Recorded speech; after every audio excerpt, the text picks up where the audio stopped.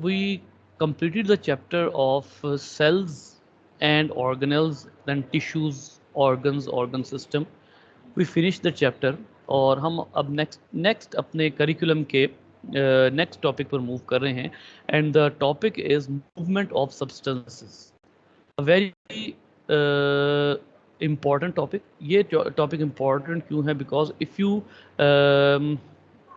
for example, if you see the red spot or if you see any other past paper, you can easily observe the questions related, too many questions related to this topic, especially in P1.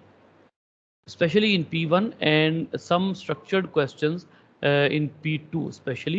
So as long as I have seen, the P1 is really important in this regard, movement of substances. और इस movement of substances में वो concept जो आप पहले भी पढ़ते आए हैं वो आपके जो है वो यहाँ पर यूज़ होंगे. Number 1 and the most important topic is diffusion. Diffusion मैं मोस्ट इंपॉर्टेंट क्यों कह रहा हूँ? क्योंकि ये एक ऐसा वर्ड है जो कि आपको बहुत जगहों पर यूज़ होता हुआ मिलेगा. In many occasions, in many text, in many theories, in many books you will find the word diffusion and it would be only written as diffusion. वहाँ पर कोई एक्सप्लेनेशन नहीं होगी. हम इनिशियली जो भी कॉन्सेप्ट समझते हैं उसका जो पर्पज़ होता है वो ये होता है कि you do not you never in the future you never face any sort of interruption while reading or while doing research. क्योंकि अगर आपको हर जगह पर रुक के डिफ्यूजन की डेफिनेशन देखनी पड़ेगी तो आप रिसर्च नहीं कर सकेंगे, आप साइंस को नहीं समझ सकेंगे. बिल्कुल इसी तरीके से डिफ्यूजन एक बहुत उन कॉन्सेप्ट्स में से है without which you can not even the living even understand the living objects. क्योंकि हर जितने भी आपके जो लिविंग ऑब्जेक्ट्स हैं, जितने भी आपके जो हम जितने भी लिविंग ऑब्जेक्ट्स को डिस्कस करते हैं, जितने भी हम जो है लिविंग ऑब्जेक्ट्स की अंडरस्टैंडिंग करते हैं, diffusion is the most vital phenomena that is occurring in all the living objects. ये आपको थोड़ी देर में एग्जांपल से पता लग जाएगा कि डिफ्यूजन होता क्या है और वो कहाँ कहाँ यूज होता है. Second and most important second and other important topic you are going to discuss is osmosis. अब ये जो दोनों मूवमेंट्स है, एक डिफ्यूजन है, एक ऑस्मोसिस है, ये दोनों हम पढ़ेंगे. फिर एक और टाइप की मूवमेंट हमने जो है वो इस चैप्टर में पढ़नी है and that is active transport. Active transport is another type of movement. तो ये तमाम चीज़ें हम पढ़ेंगे. ये इन तीनों में फ़र्क क्या है, ये तीनों कैसे होती हैं, इन तीनों को कैसे कंट्रोल किया जाता है, बॉडी में इनका बेनिफिट क्या होता है. We are going to discuss all these phenomena. Now what is diffusion? Diffusion is a movement of substance from the higher concentration to lower concentration. अब higher concentration to lower concentration ये क्या चीज़ें हैं?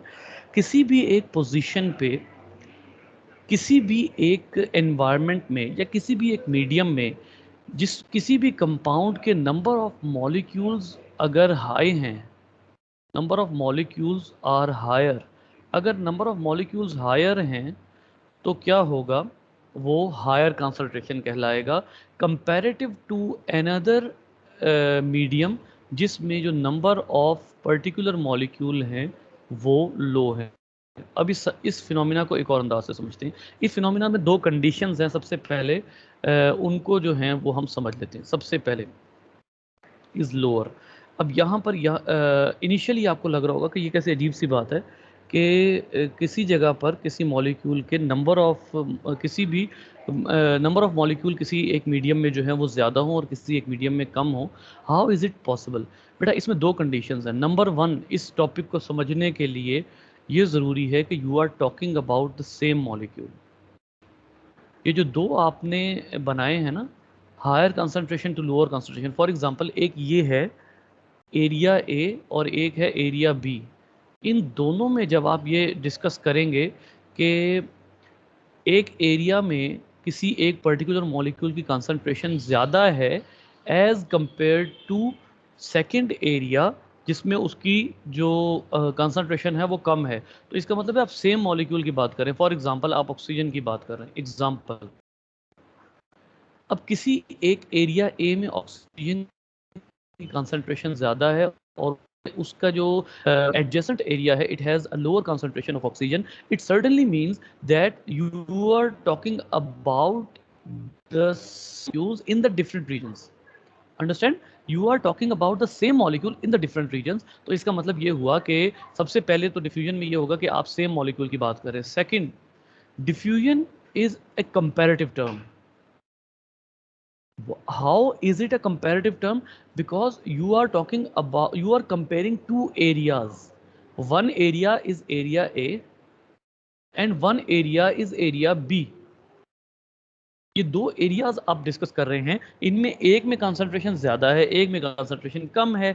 It certainly means कि ये एक comparative term है जो कि दो रीजन्स को कंपेयर करेगी कि एक जगह पर मॉलिक्यूल्स की अमाउंट ज़्यादा है, दूसरी जगह पर मॉलिक्यूल्स की अमाउंट कम है. सो ये अब हमें समझ आता है कि बेसिकली ये एक कंपैरेटिव टर्म है. जी बेटा, एनी क्वेश्चन यहाँ समझ आया?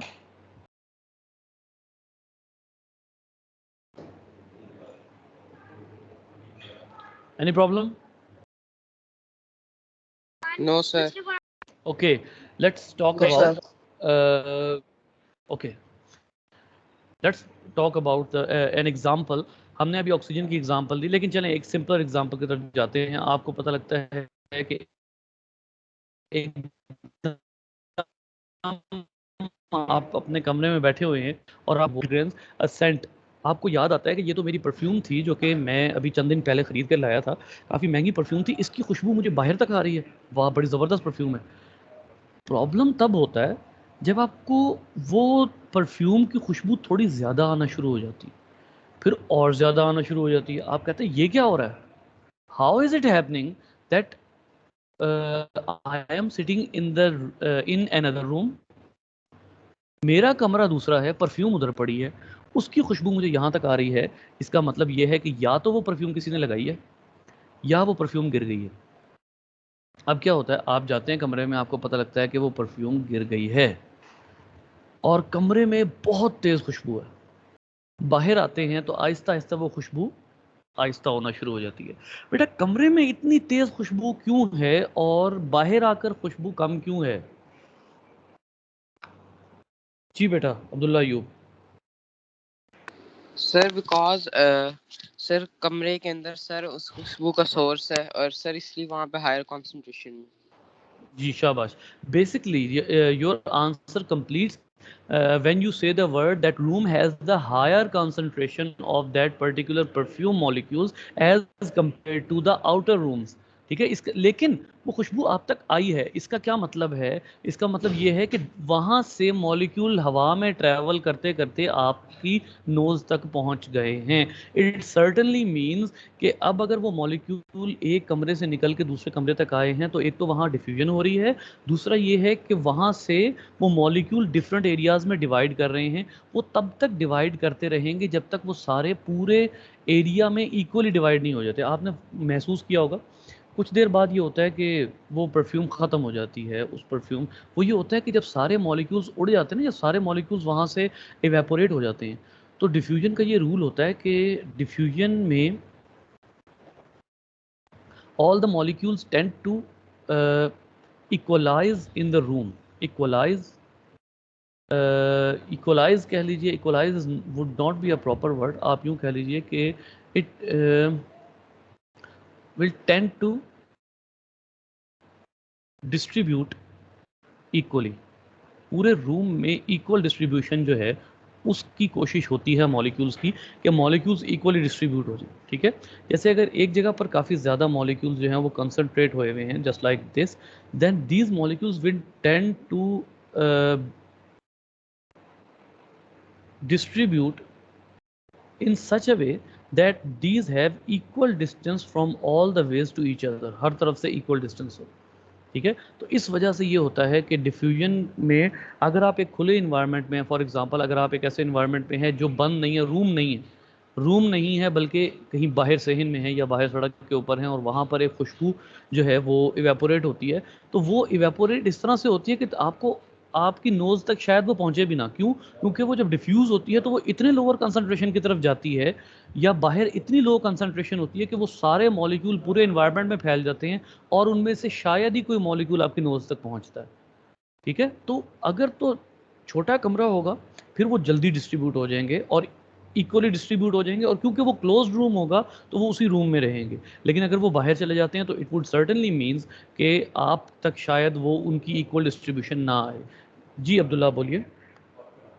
सर सपोज अगर सर एक रूम है वो सर हर तरफ से बंद है और सर कोई गैप नहीं है, और सर इसके अंदर अगर परफ्यूम कर दें और सर मतलब बहुत देर बाद जो है सर मतलब ईयर्स बाद, तो सर वो सेंट तब भी होगा?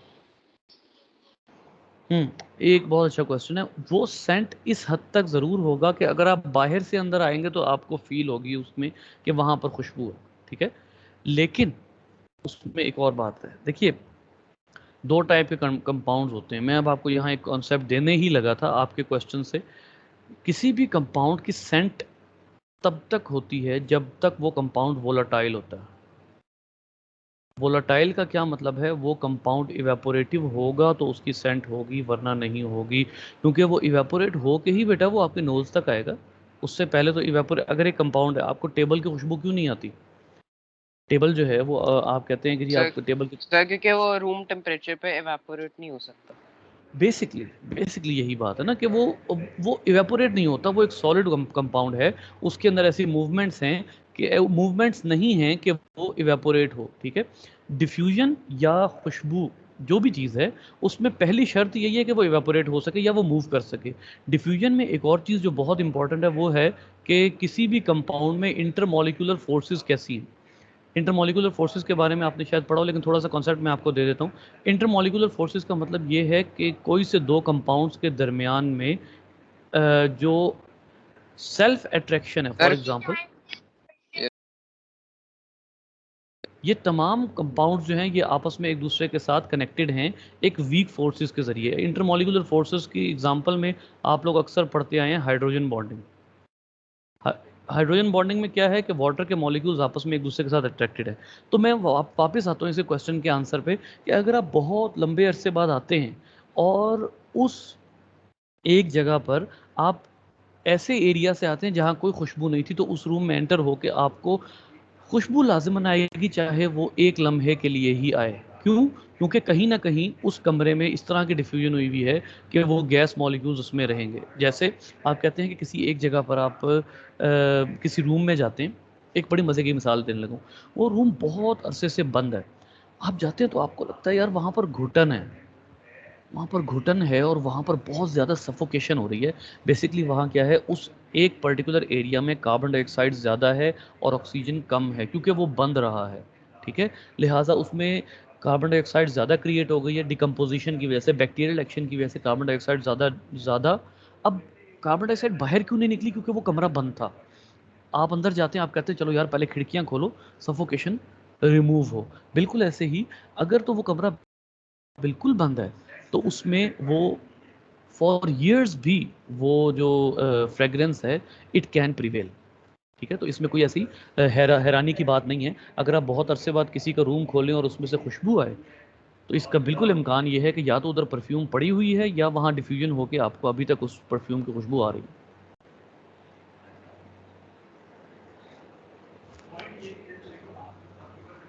अच्छा, मैंने अभी आप लोगों को यहाँ पर एक कॉन्सेप्ट बताया था हायर कंसंट्रेशन और लोअर कंसंट्रेशन का, ठीक है। वो कॉन्सेप्ट जो है वो आपने जहन में रखना है, क्योंकि अभी आपने कुछ एग्जांपल्स पढ़नी है। हायर कंसंट्रेशन का क्या मतलब था? The amount of molecule.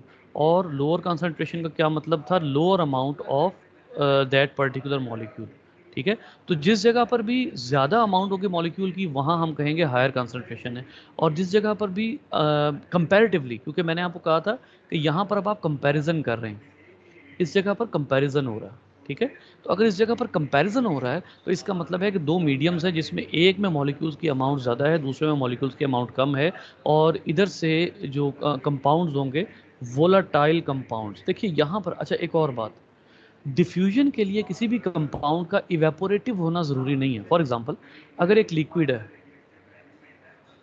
For example water है, वाटर एक आपने, ये आपके पास एक अदद कंटेनर है जिसके दरमियान में एक आपने जाली सी लगाई हुई है। आप इधर वाटर डालते हो तो वो वाटर साथ ही इस कंपाउंड में भी जाना शुरू हो जाएगा। अब इसका मतलब ये नहीं है कि वाटर इवेपोरेट हुआ है, इसका मतलब ये है कि दो तरह के कंपाउंड डिफ्यूजन कर सकते हैं। ये अब बहुत इंपॉर्टेंट पॉइंट बताने लगा बेटा। Only two types of compounds can perform diffusion, one is gases and the other one is liquids. जी बेटा, अब ये सिर्फ यही क्यों, बाकी क्यों नहीं, ये जरा मुझे बताएंगे आप, सॉलिड क्यों नहीं? सर क्योंकि जो सर सॉलिड होते हैं उसके पार्टिकल्स जो होते हैं सर वो बहुत टाइटली पैक्ड होते हैं। This is the point. Very good answer. This is the point that if the intermolecular forces are strong, if they are tightly packed, then the compound will not be diffused. ठीक है? For example, आप अगर हनी, अब हनी जो है वो एक almost liquid है, ठीक है, आप उसको जेल लाइक लिक्विड कह सकते हैं या एक, लेकिन उसकी डिफ्यूजन अगर होती भी है तो वो एक्सट्रीमली स्लो होती है। क्यों एक्सट्रीमली स्लो की वजह ही यही है क्योंकि वो इतना विस्कस है कि उसकी जो इंटरमोलिकुलर फोर्सेज हैं वो बहुत स्ट्रॉन्ग है, इसकी वजह से उसकी डिफ्यूजन बहुत स्लो होती है। So this is the theme of diffusion, the movement of a compound with weak intermolecular forces from a region of higher concentration to a region of lower concentration. अच्छा, अब ये कंपाउंड्स मूव ही क्यों करते हैं, मैं अब आपको एक बड़ा सिंपल सा फिनोमेना बताता हूँ। ये कंपाउंड्स जो हैं ये मूव ही क्यों करते हैं। देखिए, ये एक रूल होता है, केमिस्ट्री में आपने एक चीज़ पढ़ी हुई है कि the molecules have kinetic energy, the molecules have kinetic energy. और ये जो मॉलिक्यूल्स हैं जिनके पास काइनेटिक एनर्जी होती है, these collide with each other, एक दूसरे के साथ कोलाइड होते हैं, ये इसके साथ टकराएगा, ये इसके साथ टकराएगा, ये इसके साथ टकराएगा। अब जब ये एक दूसरे के साथ कोलाइड होते हैं तो ये मूवमेंट कॉज करते हैं। ये मूवमेंट होती है जो कि इनको एक दूसरे से दूर भी लेकर जाती है और ये उस इन्वायरमेंट में फैल भी जाते हैं। इसका मतलब ये है कि बेसिकली किसी भी जगह से किसी कंपाउंड के मूव करने की वजह क्या होती है कि उसके जो होते हैं, उसके जो मॉलिक्यूल्स होते हैं वो मुस्तकिल, आपको स्लाइड बनाकर इस पे ज़रा थोड़ा सा एक्सप्लेन करूं, आप यहाँ पर गौर कीजिएगा। आपके पास एक जगह पर एक एरिया है, यहाँ पर आपके पास वाटर है, ठीक है, वाटर के ये मॉलिक्यूल्स आपके पास हैं। अब वाटर के जो मॉलिक्यूल्स होते हैं दे have a slight kinetic energy, ये एक दूसरे से कोलाइड करते हैं, इंटरमॉलिक्यूलर फोर्सेस भी होती हैं और कोलिजन भी होती है, काइनेटिक एनर्जी भी होती है, ये एक दूसरे से कोलाइड कर रहे होते हैं। जब ये एक दूसरे से कोलाइड कर रहे होते हैं तो ये एक दूसरे को कोलाइड करके पुश अवे करते हैं। जब ये पुश अवे करेंगे तो थोड़ी देर बाद आपको वाटर के मॉलिक्यूल्स इतने इतने फासले पे नजर आएंगे एक दूसरे से। क्यों? क्योंकि इनकी जो कोलिजन है उसने इनको एक दूसरे से दूर दूर मूव कर दिया। इसका मतलब ये हुआ कि इनके दूर जाने का पर्पस ये है कि इनके दरमियान में जो इंटरमॉलिकुलर फोर्सेस थी वो कौन सी थी, वो वीक इंटरमॉलिकुलर फोर्सेस थी जिन्होंने इनको दूर जाने दिया। जब ये कोलाइड हुए, जब ये एक दूसरे से टकराए तो ये सारे एक ख़ास डिस्टेंस पे चले गए एक दूसरे से। फॉर एग्जांपल इसका और इसका यहाँ से ये डिस्टेंस है, ये डिस्टेंसेस हैं, ठीक है, ये सारे एक दूसरे से एक पर्टिकुलर डिस्टेंस पे चले गए, इनके दरमियान में कोलिजन हुई। लेकिन जब सॉलिड होता है तो सॉलिड में एक तो कोलिजन्स नहीं होती, सॉलिड के मॉलिक्यूल्स टाइटली पैक्ड होते हैं, उनमें इंटरमॉलिक्यूलर फोर्सेस बहुत स्ट्रांग होती हैं और वो टाइटली पैक्ड होते हैं, कोलिजन्स नहीं होती। तो जब तक, तो इसका मतलब ये है कि the most important point is collision. If the collision is occurring then the molecule will diffuse, molecules एक दूसरे से अवे मूव करेंगे। लेकिन अगर कोलिजन नहीं है तो वो मॉलिक्यूल्स एक दूसरे से अवे मूव नहीं करेंगे, ठीक है। अब यहाँ पर जो है वो मैं आपको ये एक और चीज़ दिखाता हूँ इसके हवाले से। जैसे ये है, अब आपके पास ये एक स्लाइड है, इस एक स्लाइड में क्या है कि आपके पास ये एक कंटेनर है, इस कंटेनर के दो रीजन्स हैं, एक रीजन है ए, एक रीजन है बी। पहले आप इस सिचुएशन में देखें, आपने इस एक कंटेनर में क्या रख दिया, एक मिनट रुकिएगा बेटा, यहाँ तक अगर आपको सवाल है तो पहले वो बताएं, फिर आगे चलते हैं। नो सर, क्लियर है। Any other? No sir. No sir. No sir. Okay okay, let's move on. अब यहाँ पर देखिए कि हमारी क्लास कब ख़त्म है बेटा?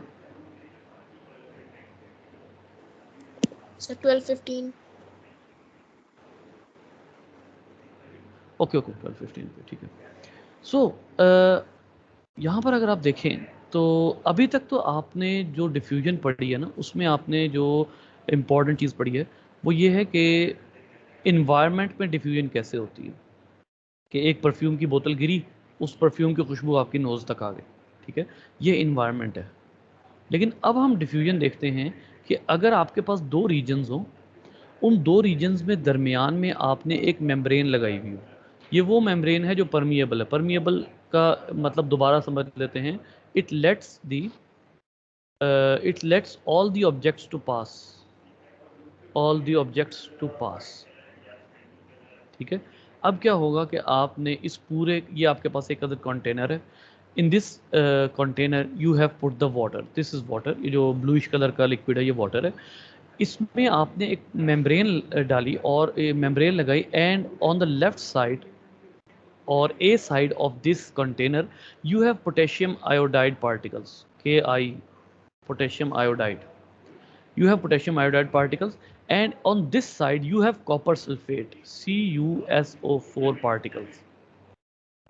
जो बी साइड है उस पे CuSO4 पार्टिकल्स है। थोड़ी देर बाद आपको ये पता लगता है कि जब आपने उसका एनालिसिस किया तो आपको पता लगा कि अगरचे आपने पोटेशियम आयोडाइड सिर्फ इस रीजन में आपने ऐड किया था और कॉपर सल्फेट आपने सिर्फ इस रीजन में ऐड किया था, लेकिन परमिएबल मेम्ब्रेन की वजह से ये जो कॉपर सल्फेट और पोटेशियम आयोडाइड हैं ये दोनों इक्वली डिवाइड हो गए हैं पूरे रीजन में। मैंने इसीलिए आपको कहा था कि होता क्या है, होता ये है कि the molecules of a diffusing compound tend to come into equilibrium. उनकी कोशिश ये होती है कि वो इक्विलिब्रियम में आ जाए, यानी पूरे रीजन में, जिस रीजन में वो हैं वो उस पूरे रीजन में इक्वली डिवाइड हो जाए। तो यहाँ पर आप देख लीजिए कि पहले पोटेशियम आयोडाइड इधर था, कॉपर सल्फेट इधर था, कॉपर सल्फेट की मूवमेंट इधर हो गई क्योंकि कॉपर सल्फेट कॉन्सेंट्रेटेड था इधर। यहाँ पर अब देखिए कॉपर सल्फेट की कॉन्सेंट्रेशन क्या है, हायर है कि लोअर है?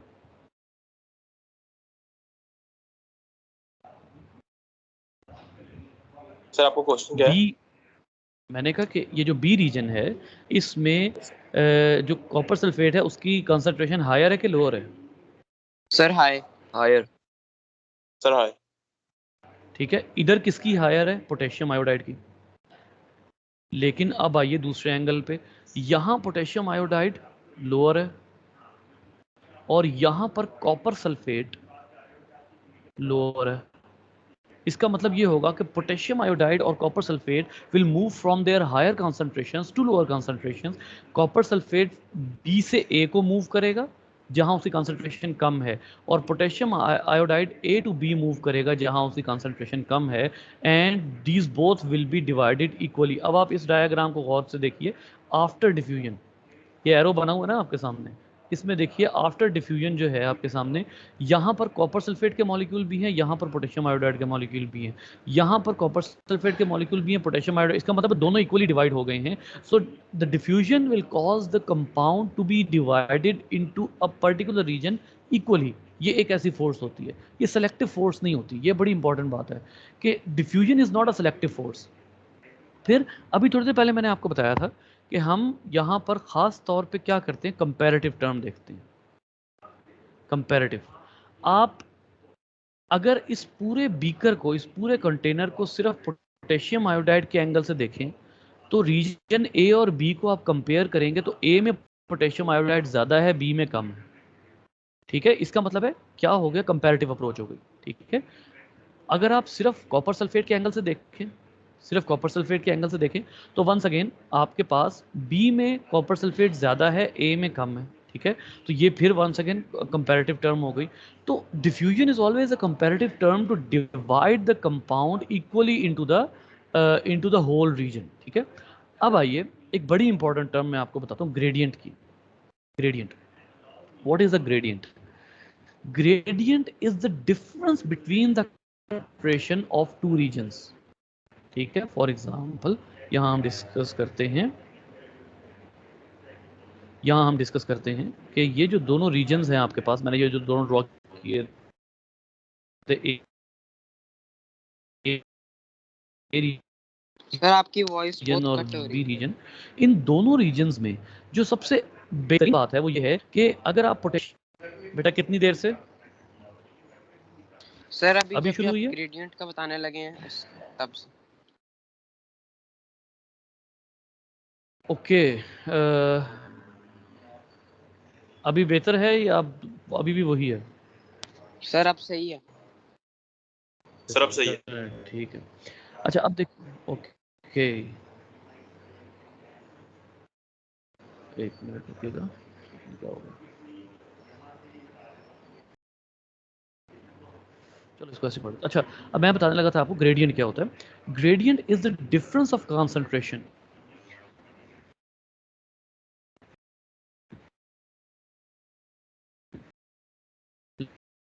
लेट्स डिस्कस अबाउट पोटेंशियल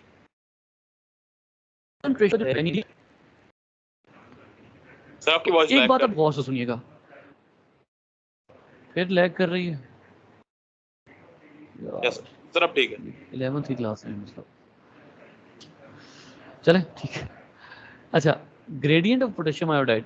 अब जिस जगह पर कंसंट्रेशन का डिफरेंस क्रिएट होगा ना, कंसंट्रेशन डिफरेंस, जिस जगह पर कंसंट्रेशन डिफरेंस क्रिएट होगा उस जगह पर ग्रेडियंट बनेगा। जहां पर दोनों रीजन्स में कंसंट्रेशन डिफरेंस नहीं होगा वहां पर ग्रेडियंट नहीं बनेगा। बेटा इन दोनों कंटेनर्स को देखिए, ये एक्स कंटेनर है और ये वाई कंटेनर है। इन दोनों कंटेनर्स को देखिए और मुझे ये बताइए कि किस कंटेनर में ग्रेडियंट है और किस में नहीं है। सर ए में है और सर एक्स में है, वाई में नहीं है। जी, और कोई आंसर?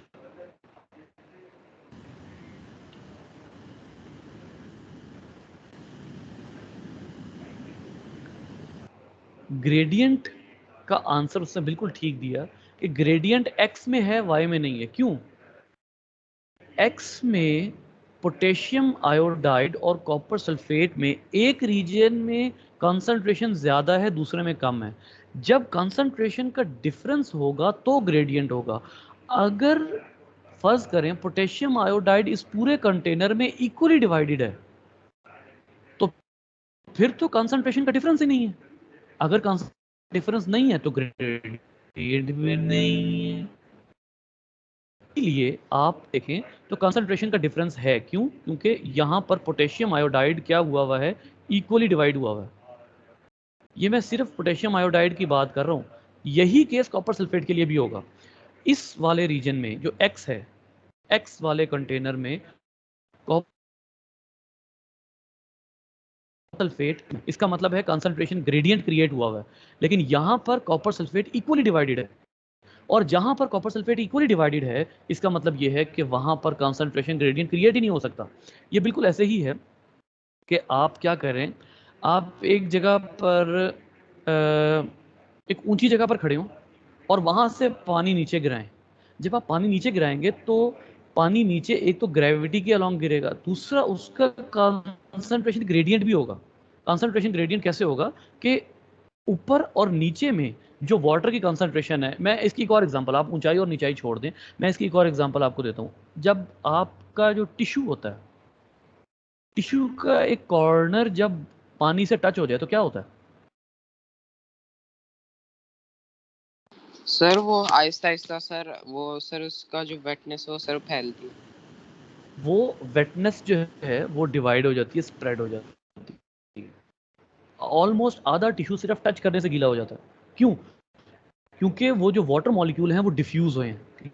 लेकिन उसके बाद क्या है कि एक्चुअली अब वो जो वाटर मॉलिक्यूल है वो डिफ्यूज क्यों हुए हैं? क्योंकि वहां पर कंसंट्रेशन डिफरेंस था। कॉटन में भी ऐसा ही है, आप कॉटन को पानी में भिगोएं, उसमें फौरन वाटर सोक कर लेगी, वाटर अपटेक कर लेगी। क्यों? क्योंकि कंसंट्रेशन डिफरेंस है, एक जगह पर पानी ज़्यादा है, दूसरी जगह पर पानी कम है। आप ऑलरेडी गीली कॉटन पानी में डालेंगे तो वो इतना वाटर अपटेक नहीं करेगी, क्योंकि कंसंट्रेशन डिफरेंस नहीं है। कंसंट्रेशन डिफरेंस होना, उसी को आप दूसरे अल्फाज में क्या कहते हैं? उसी को आप दूसरे अल्फाज में ग्रेडियंट कहते हैं। ठीक है, अब ग्रेडियंट जो है वो इस रीजन में है, इस कंटेनर में है, इस कंटेनर में नहीं है, क्योंकि तमाम मॉलिक्यूल्स इक्वली डिवाइड हो गए। इसका मतलब है ना रीजन ए ए और बी एक दूसरे से डिफरेंट नहीं है, इसमें ए और बी की कंसंट्रेशन एक दूसरे से डिफरेंट है, तो इसमें ग्रेडियंट है और इसमें ग्रेडियंट नहीं है। जी बेटा,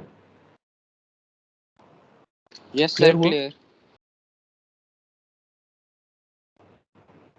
किसी का कोई सवाल है, कोई रिपीट करवाना तो बता दीजिए मुझे।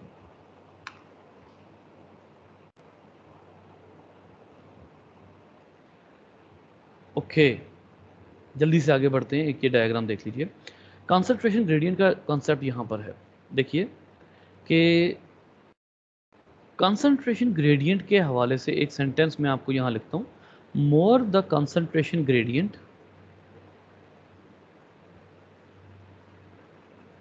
Faster will be the diffusion.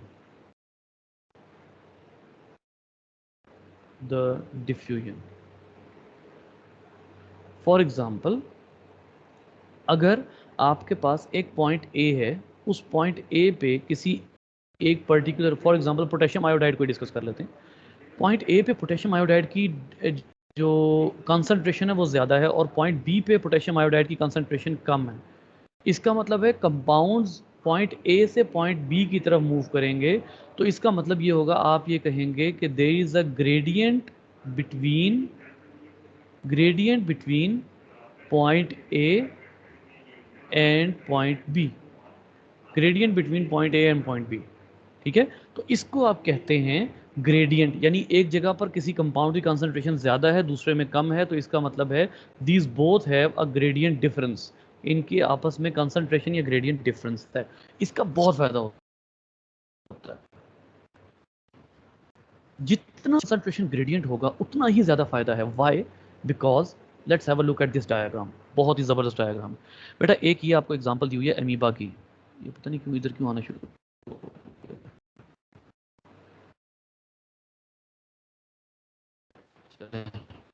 ऐसे डिस्कस कर लेते हैं।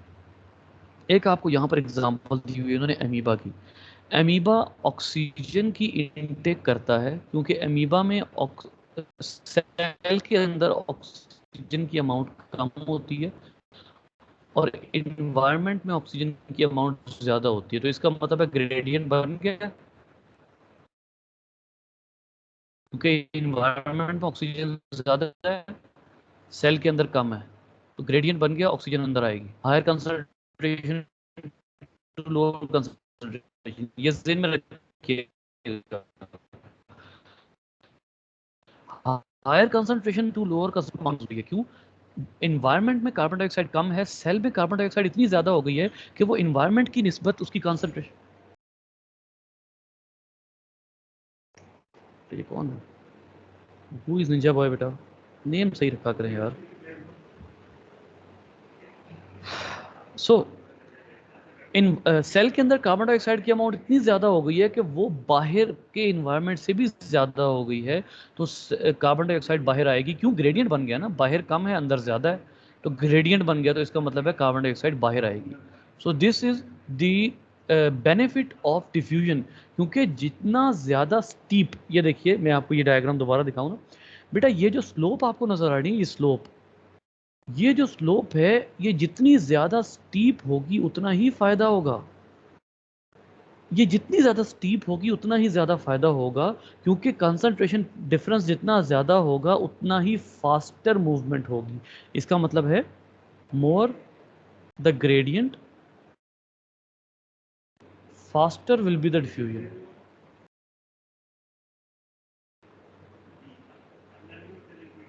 इसकी एक मिसाल बड़ी ज़बरदस्त लेकर फिर हम क्लास ख़त्म करते हैं आज की। बेटा ये देखिए, ये आपकी जो मेम्ब्रेन है ना, यहाँ से यहाँ तक, बेटा ये मेम्ब्रेन है आपके एल्वियोलाई की। एल्वियोलाई कहाँ होते हैं बेटा? So in the lungs. Sir Yes, lungs में। alveoli are present in the lungs, and these have the functions to exchange, to intake oxygen, oxygen को इन्होंने लेना है, and they have a function to release, और हाँ, to release the carbon dioxide. जी बेटा, का ग्रेडियंट क्या होना चाहिए ऑक्सीजन की इनटेक के लिए? ग्रेडियंट क्या होना चाहिए?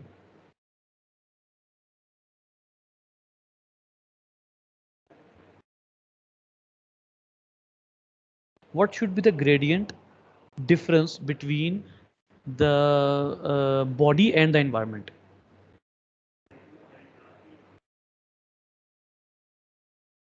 जो environment से air आ रही है उसमें ऑक्सीजन ज़्यादा होनी चाहिए.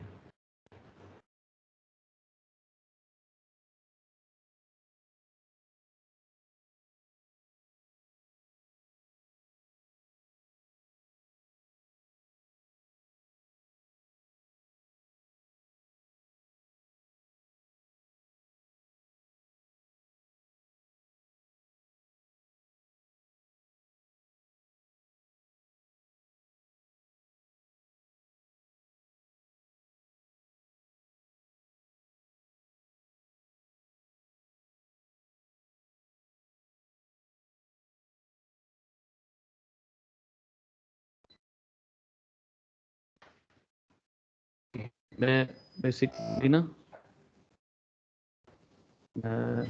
कैमरा भी ऑफ किया, ठीक है बेटा, क्योंकि वो लाइट नहीं है, तो बेटा लास्ट पॉइंट मुझे जल्दी से बताइएगा. सर व्हाट सर, आपने जो लास्ट पॉइंट एक्सप्लेन किया सर, आपने ये बताया कि लास्ट बाहर पॉइंट बॉडी के सर बॉडी के बाहर कंसंट्रेशन ज्यादा होनी चाहिए ऑक्सीजन की. जी, कंसंट्रेशन बॉडी ज़्यादा होनी चाहिए. व्हाई?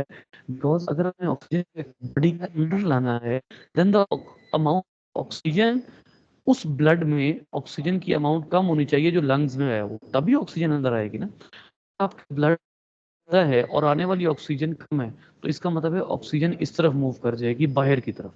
आपने ये नहीं करना, आपने ऑक्सीजन की इनटेक करनी है, और अगर ऑक्सीजन की इनटेक करनी है then it would certainly mean कि आपके जो लंग्स में ब्लड है उसमें ऑक्सीजन कम हो और जो ऑक्सीजन आ रही है वो ज़्यादा हो. तो यहाँ पर क्या क्रिएट हो जाएगा, ग्रेडियंट. और ग्रेडियंट में हमेशा जो ऑक्सीजन मूव करेगी वो higher concentration to lower concentration move करेगी.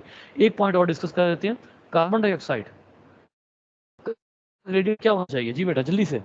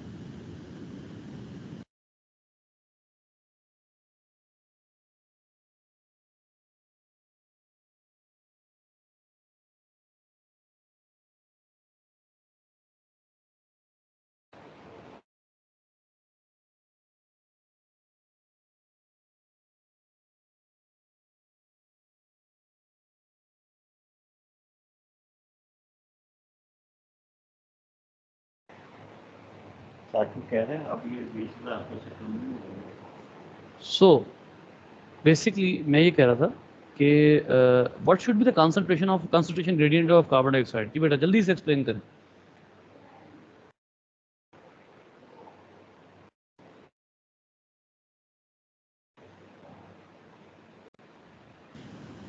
जी एनी आंसर, हरी अप.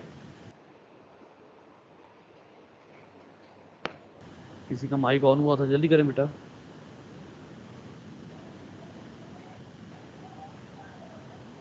जी बोले बोले.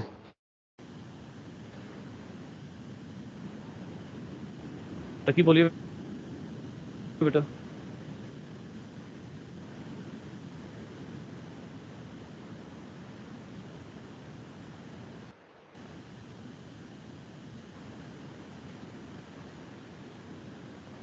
तकी बेटा आपकी आवाज़ मुझे तक नहीं आ रही. Maybe there is some issue. मैं एक्सप्लेन कर देता हूँ. ऑक्सीजन का हमने कहा कि जो एयर से ऑक्सीजन आ रही है it should have a higher concentration than the blood, so the oxygen should rush in the blood. And comparatively the carbon dioxide in the blood in the lungs should have a higher concentration, so that the carbon dioxide should have a gradient of a lower concentration outside. अगर अंदर ज़्यादा concentration होगी, बाहर lower concentration होगी, तो it means कि जो carbon dioxide है वो उसका ग्रेडियंट जो है वो from the body to the air बनेगा. अगर ये बॉडी की कार्बन डाइऑक्साइड है और ये इन्वायरमेंट की कार्बन डाइऑक्साइड है तो जो ग्रेडियंट बनेगा उसमें बनना ये चाहिए कि कार्बन डाइऑक्साइड बॉडी से बाहर जाए. सो इट मीन्स डेफिनेटली कि जो कार्बन डाइऑक्साइड है वो बॉडी में ज़्यादा होगी तो ही वो बाहर जाएगी. तो इसका मतलब ये है कि ये जो कंसंट्रेशन ग्रेडियंट है, this is very important. If the concentration gradient is not made, then the exchange would be impossible. ठीक है बेटा, कोई क्वेश्चन हुआ तो आप व्हाट्सएप कर लीजिएगा या कोई बात पूछ लीजिएगा, क्योंकि अब अच्छा माइक प्रॉब्लम है, क्योंकि जो है वो अगली क्लास का टाइम हो रहा है. मुझे ज़रा ये बता दीजिए, क्लियर हो गया, समझ आ गया? Yes sir.